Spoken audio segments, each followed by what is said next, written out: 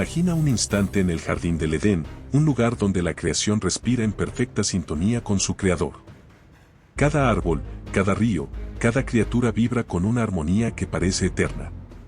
Todo es paz, todo es vida, hasta que una sombra se desliza entre los árboles.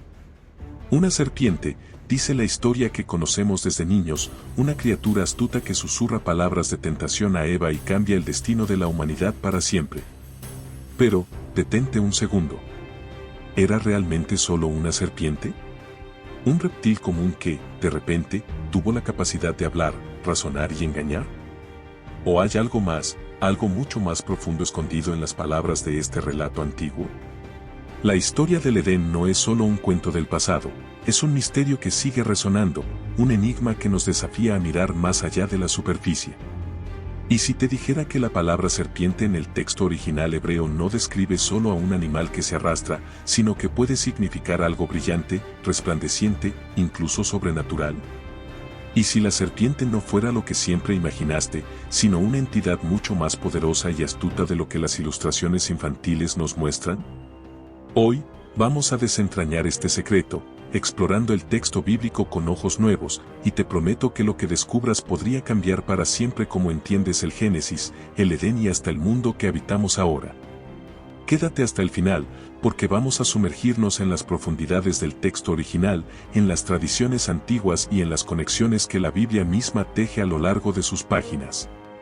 Si esta búsqueda de verdad te intriga, te pido un pequeño favor, dale un me gusta a este contenido.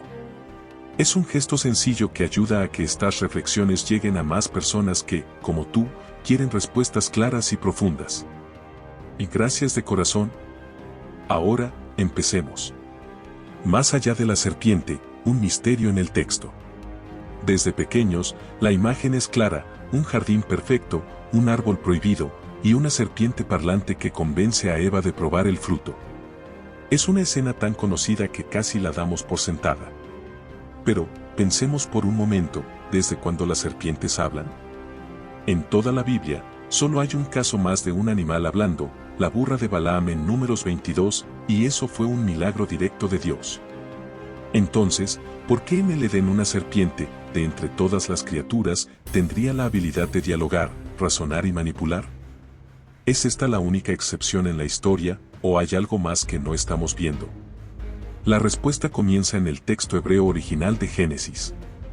La palabra traducida como serpiente es nachas, y aquí está el primer giro. Nachas no siempre significa un reptil que se arrastra. En hebreo, esta palabra tiene múltiples capas de significado, y cada una abre una puerta a una comprensión más profunda. El primer significado, el más obvio, es literal, una serpiente, una culebra. Pero hay más. El segundo significado de nachas es brillante o resplandeciente, algo que emite luz o que tiene un aspecto majestuoso.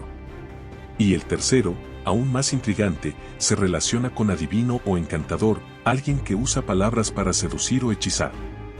De repente, la imagen de una simple serpiente se desvanece y comenzamos a sospechar que estamos frente a algo mucho más complejo.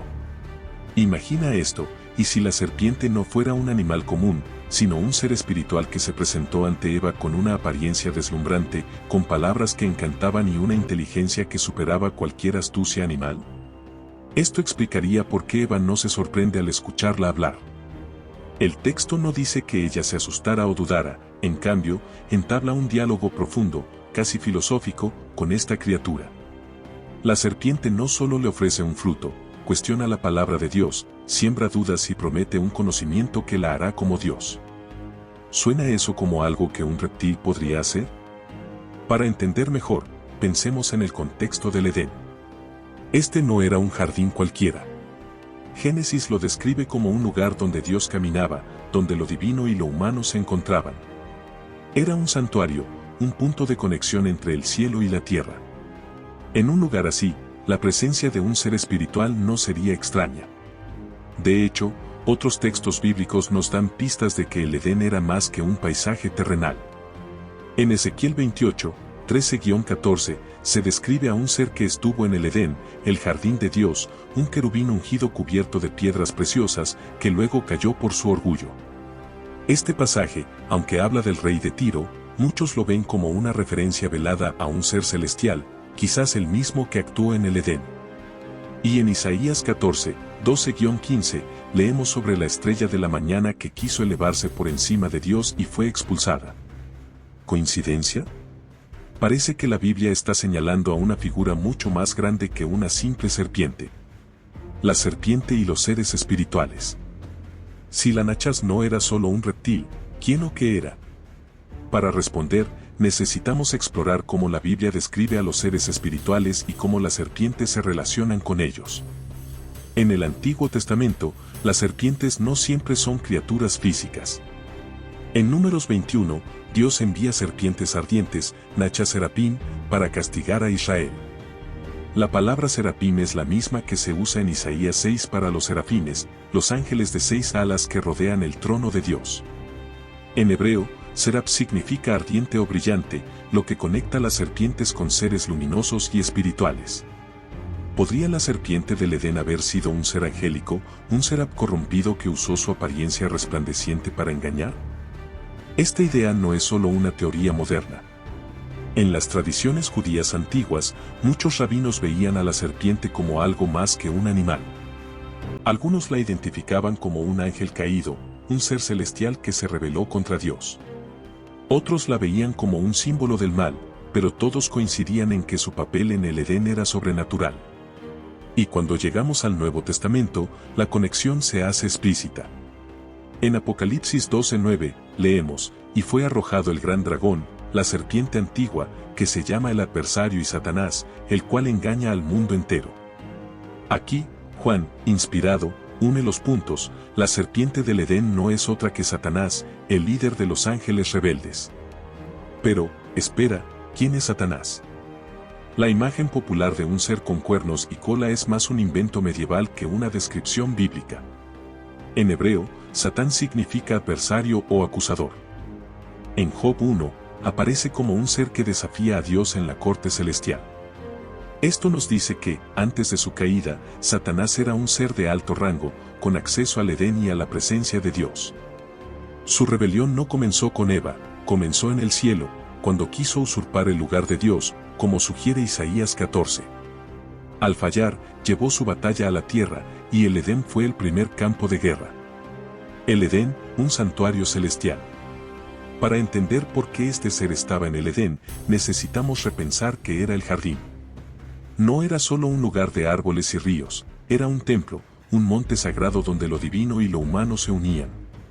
Ezequiel 28 habla del monte santo de Dios en el Edén, un lenguaje que recuerda los lugares sagrados del Antiguo Testamento, como el Sinaí o el monte Sión, donde Dios se manifestaba.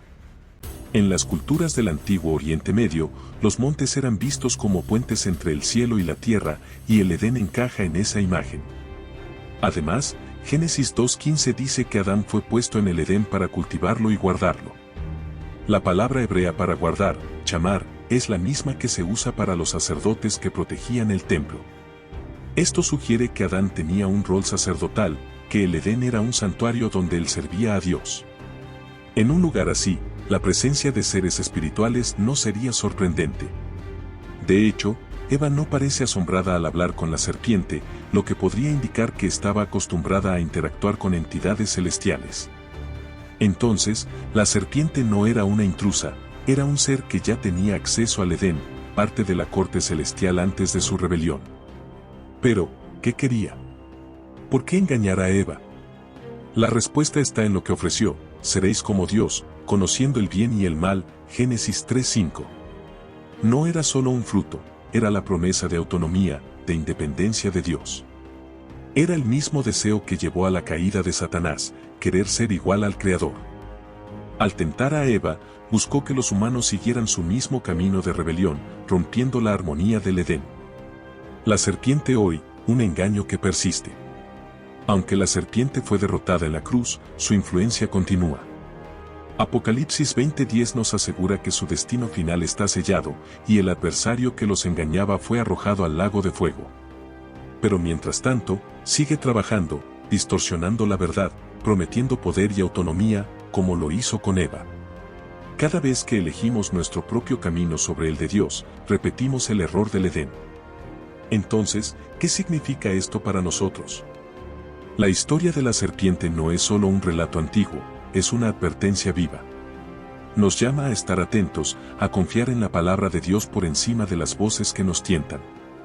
El descendiente prometido, Jesús, ya vino y venció, dándonos la libertad de elegir de qué lado estar en esta guerra espiritual. Ahora que conoces la verdad detrás de la serpiente, te pregunto, ¿sigues viendo esta historia como un simple cuento, o reconoces que está más viva que nunca? ¿Qué te impactó más de este viaje? Comparte tus pensamientos abajo, me encantará leerte. Si esta reflexión te ha tocado, apóyala con un me gusta, suscríbete y comparte con alguien que pueda beneficiarse. Y si quieres explorar más misterios bíblicos, pronto abordaremos otros temas que te sorprenderán. Gracias por acompañarme. Que la paz de Dios ilumine tu camino. No olvides dejar tu comentario sobre lo que aprendiste o tu opinión de este video, dale like y suscríbete al canal para seguir viendo más videos como este.